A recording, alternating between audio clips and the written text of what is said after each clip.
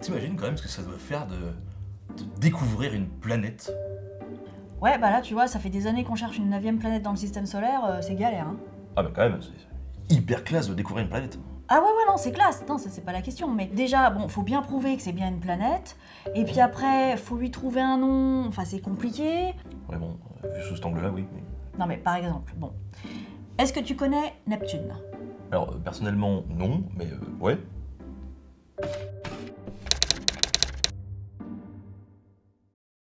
En 1846, un rapport arrive au roi. On lui annonce qu'un certain Urbain Le Verrier a découvert une nouvelle planète. Jusqu'ici, on est sur une bonne nouvelle. Jusqu'ici, tout va bien, oui. Voilà, bah, tout va mieux que bien même, puisque pour la première fois dans l'histoire, on a découvert une planète, non pas en regardant dans un télescope, mais juste en faisant des calculs.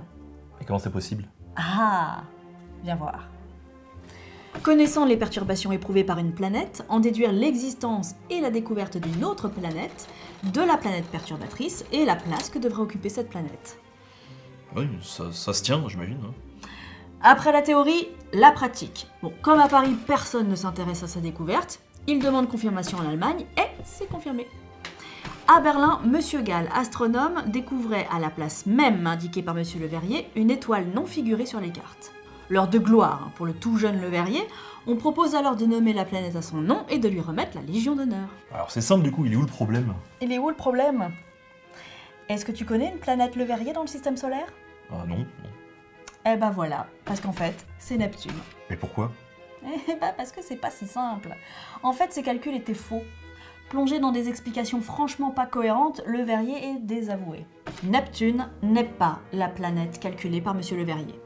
Et bon, évidemment, plus il tente de se justifier, plus il s'enfonce. Hein. Ouais, mais ça c'est l'attitude un peu standard des coupables. Hein. Mais comment Monsieur Le Verrier a-t-il pu réaliser ce qu'il proclame impossible et donner ce qu'il n'a pu obtenir sans un miracle complètement au-dessus des forces humaines? Il possède à la fois la force centripète, plus haut que son siège, et force centrifuge. Il est roi, il est Dieu, il est tout, il est celui qui est, il est Monsieur Le Verrier. Ouais, il se la pète un petit peu quand même, hein, Le Verrier. Pas très urbain. Tu vois, c'est pas si simple. Mais du coup, si c'est pas lui qui l'a découverte, c'est qui l'auteur de cette découverte? Ah, ben si, c'est quand même Monsieur Le Verrier, si. Ah. Mais bon, pas exactement pour ses calculs, quoi. C'est pas si simple. Mais attends, mais alors c'est ça qu'il faut pour découvrir une nouvelle planète? Mais quoi donc? Un gros, un énorme, un colossal melon. Ah, ouais. Et aussi un gros, un énorme, un colossal télescope. Ouais, c'est pas faux. Ouais. Ouais.